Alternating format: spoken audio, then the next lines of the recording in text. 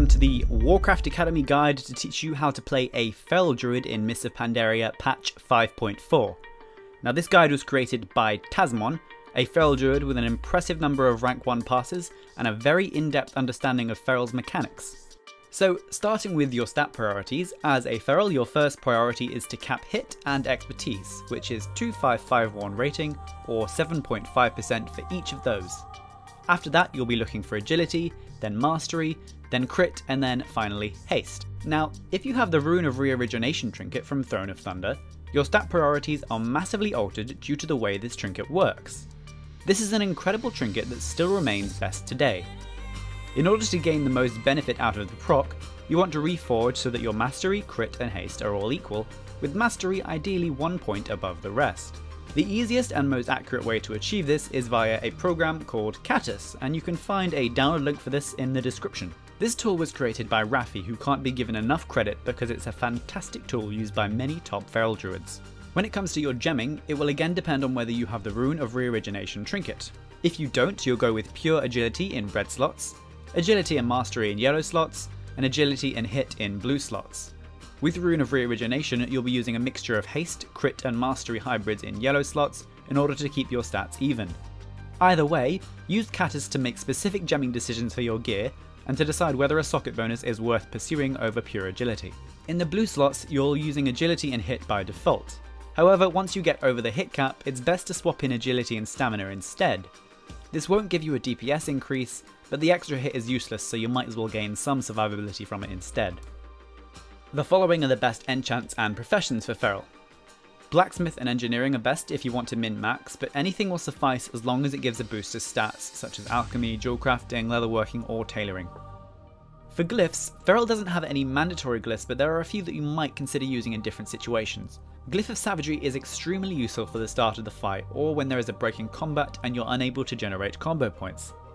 Glyph of Shred can be useful in situations where you need to DPS the boss, but you're not able to get behind him for whatever reason. Glyph of Catform is helpful for progress fights, because obviously the more healing the better. Glyph of Stampeding Roar is very helpful for your raid and ensures everyone will receive the speed boost from Stampeding Roar in a situation where you might use it. Those are the 4 that you'd widely use, but there are a couple of others that have their moments. Talent choices are based on the encounter you're about to do. Some will be better than others in different situations. From the first tier, the best all-around option would be Feline Swiftness, bringing passive movement speed in cat form to 155%, which is a lot. The second tier only really offers Ysera's Gift. The other 2 talents are much worse in comparison.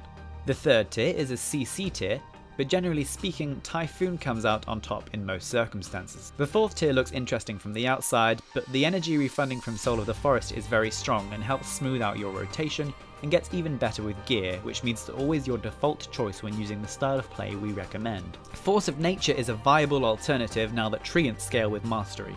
If you're going to use this, you should use it when Rune of Reorigination procs. In the 5th tier, again, you have a CC Fest.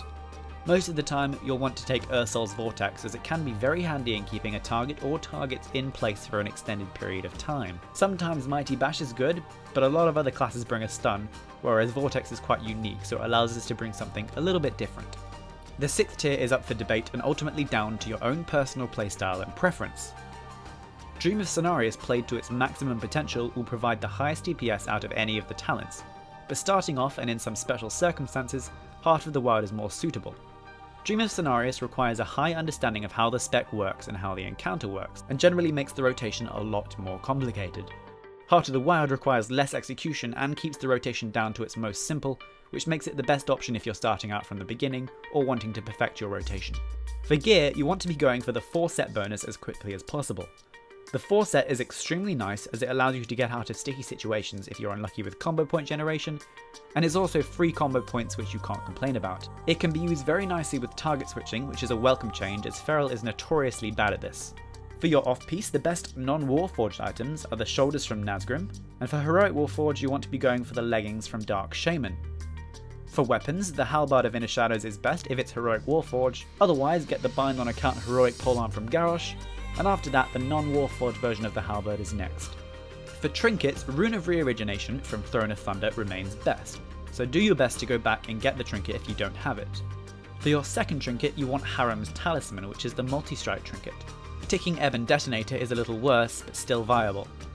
This will make your passive Rune of Reorigination proc a lot larger since it has base secondary stats, but since it's PPM you're largely dependent on luck rather than skill. Feral uses energy and combo points to execute its rotation. You have abilities that build combo points and abilities that consume them. The following abilities generate combo points. Rake applies a debuff which does bleed damage over time. It awards 1 combo point when used. Mangle and Shred are both fillers that deal damage and award a combo point. Shred can only be used when you're behind an enemy. It does more damage than Mangle but provides lower combo point generation due to its increased energy cost, which means you only use it during Berserk to make it more efficient. Swipe is an AoE spell and generates 1 combo point on your current target, and the following abilities consume combo points. Savage Roar increases your damage done by 40% for X amount of seconds. It lasts longer the more combo points you had when you used it. Rip is a damage over time bleed ability. It does more damage the more combo points used to apply it. Ferocious Bite does high damage, and the damage increases the more combo points you had when you used it. If the target is below 25%, it will also refresh the duration of Rip on the target, which means you won't need to reapply Rip manually. Ferocious Bite uses 25 energy, but it will consume up to 50 energy if you have it and deal 100% extra damage to do so. You have 2 cooldowns, which are Berserk and Tiger's Fury. Berserk reduces the cost of all cat form abilities by 50%. Whilst it's active, you'll be spamming Shred to generate combo points. Tiger's Fury instantly restores 60 energy and increases physical damage done for 6 seconds. You'll be using this when your energy is under 35 and it's off cooldown. For AoE, you have Thrash and Swipe. Thrash hits all targets within 8 yards and applies a dot to them, but it costs a lot of energy. Because of its dot element, it also has some use in single target. Swipe does damage to enemies within 8 yards, and it does bonus damage to them if they're bleeding. Finally, you have a few other abilities which don't really fit into any previous category. Fairy Fire applies 3 stacks of the Sunder Armor debuff. This debuff can be provided by rogues, warriors and hunters too, but only works once per target. That said, you should try to keep this up when you can, since you can apply 3 stacks much more quickly than others can. Omen of Clarity procs are also quite important. Your auto attacks have a chance to proc the Clear Casting buff. Whilst you have this, your abilities have no resource costs. Predatory Swiftness is something you need to be aware of if you're using Dream of Cenarius as a talent. When you get a Predatory Swiftness proc, if you use Healing Touch, it'll be instant cast, and it causes your next 2 melee abilities to deal 30% extra damage. Predatory Swiftness can proc from your finishing moves, and has a 20% chance to proc per combo point used for that finishing move. Feral does not deal in huge single target damaging abilities, but rather a combination of a lot of smaller numbers. A lot of Feral's damage is done via bleed dots, so it makes mastery more valuable, and this is greatly amplified by Rune of Reorigination. When you apply a bleed effect, it takes a snapshot of your stats at the time you applied it, and will benefit from those stats for its entire duration. This means when you get trinket procs or other buffs, you need to reapply those bleed effects for them to benefit from it. The main goal of the rotation is to keep bleed dots up as much as possible, along with Savage Roar, and refreshing them when it's appropriate. There's no set in stone rotation, it's more about management of buffs and debuffs, and acting on what's appropriate at the time. I'm going to talk about the rotation assuming that you're using Dream of Cenarius as a talent, which gives the maximum possible DPS, but it does make things quite a lot more complicated. Afterwards, I'll show you what the rotation's like without using it. If you find this hard to memorize, watch this section several times and refer to the written guide for a quick reference guide. Your priority system looks something like this. First, keep Fairy Fire up on every target you attack. You can use this macro every time you switch target to make it easier. Next, keep Savage Roar active. Ideally, you want to be using this when you have 5 combo points for maximum efficiency, but the main priority is to never let it fall off. Next, if you're using Dream of Cenarius as a talent, use Healing Touch if you have the Predatory Swiftness buff. Next, whenever you have the Predatory Swiftness buff, if you're using Dream of Cenarius as a talent, use Healing Touch. You should ideally only do this when you have 4 or more combo points, but if Predatory Swiftness is going to expire before you can reach 4 combo points, use it anyway. Use Tiger's Fury on cooldown as long as you're below 35 energy. You should also use Berserk at the same time as this whenever it's available or nearly available. When you get Omen of Clarity procs, use Thrash to apply the Thrash debuff. If Thrash is already on the target with more than 6 seconds left, you can use Shred with these procs instead. Next, keep Rake active on the target. If possible, you should use Rake with one of your Dream of Cenarius charges for a damage boost. Next, keep Rip active on the target, again ideally utilising the Dream of Cenarius buff, and you should also only use Rip with 5 combo points. When the enemy is below 25%, you'll be using Ferocious Bite to keep Rip up and making sure it never falls off. Next, assuming you have all of your other priorities completed, you can use Ferocious Bite to fill the gap as long as you have full combo points and you're confident that you'll have time to build back up to full combo points again before needing to complete any of the other actions. This is something that you'll learn with time. Next, try to keep Thrash up on the target. You should only do this if it won't interfere with keeping up your other dots or buffs, and you'll probably only have around 50% uptime on this.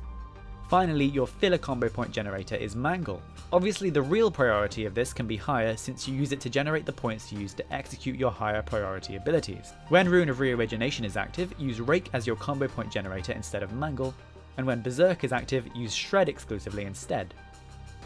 If I tell you to Rake until 5 combo points, this only applies if you're using Rune of Reorigination. In addition, when you're using Rake, you should never apply a less powerful dot. For example, if you have 2 charges of Dream of Cenarius, only Rake twice, otherwise you'll be making it weaker. Overall, you have a lot of different abilities to keep track of. You'll want an add-on to tell you when you have Predatory Swiftness procs, Omen of Clarity procs, and Dream of Cenarius stacks. You can use an add-on such as Weak Auras to make this a lot easier. So with all that information in mind, this is how you open in an encounter. For this opener, I'll assume you're using Dream of Cenarius and have the tier 16 4 set bonus. If you don't, skip to the other opener. Start by using Healing Touch, a potion of Vermin's Bite, and then going into Stealth before combat starts. Next, use Savage Roar, and then use Ravage as your first attack on the boss, which should put you on 2 combo points. Next, use Rake twice, which ideally should put you at 5 combo points. Next, use Tiger's Fury and Berserk together, then Savage Roar again. This will consume all 5 combo points, and you'll be refunded 3 immediately from your tier 16 4 set. Next, use Rake until you're at 5 combo points, and then use Healing Touch to consume your Predatory Swiftness buff. Make sure you do this before it falls off. Then you apply Rip, and then Rake with the second charge. The main point here is to get a 5-stack Rip with a Dream of Cenarius, and also a Rake up on the boss, both with every trinket and buff you have. Finally, if you had some decent luck with crits, you can then Healing Touch again with your new Predatory Swiftness proc, and apply a Thrash just before any of your original trinket procs expire. The whole idea here is to get all of your bleeds and important buffs active with the maximum possible damage they could be doing before any of your initial trinket procs expire. Now, if you don't have the tier 16 4 set bonus, or you aren't using Dream of Cenarius for any other reason, your opener is a lot simpler. First, use a potion of Vermin's Bite, then go into Stealth before combat starts. Use Savage Roar and then Ravage the boss when you can. Rake until you're at 5 combo points, use Tiger's Fury and Berserk, and then apply Rip with 5 combo points.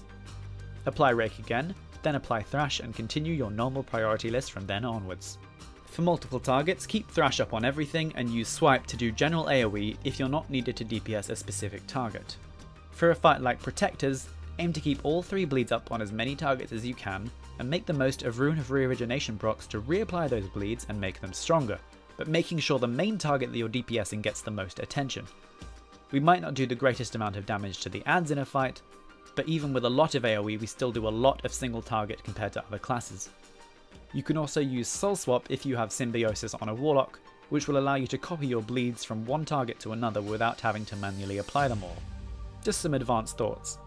The way you should think about DPS is anticipating what will happen in the next few seconds in advance from the moment you are in a fight. A lot of your DPS is about very simple energy management and planning your cooldowns properly. For example, the tier 16 4 set allows for 2 handy things to be done. The first being a saver with regards to Predatory Swiftness procs. If you have around 3 to 10 seconds left on a Rip and no Dream of Cenarius procs left, you'll generally find yourself with Tiger's Fury coming off cooldown very soon. This allows you to Tiger's Fury and then Ferocious Bite, which in turn generates a Predatory Swiftness proc and 3 combo points on the target. You can then Mangle or Rake to get up to 5, use Healing Touch, and apply a Rip with Dream of Cenarius, possibly even with Tiger's Fury. You can aggressively Ferocious Bite in your downtime to buff your Rip with Dream of Cenarius, rather than simply applying a Rip without it and then having to reapply it again later when you get the Dream of Cenarius proc. Thank you very much for watching this guide, and if you have any comments or suggestions, please post them on our forums, and remember to hit the like button and subscribe. Like button.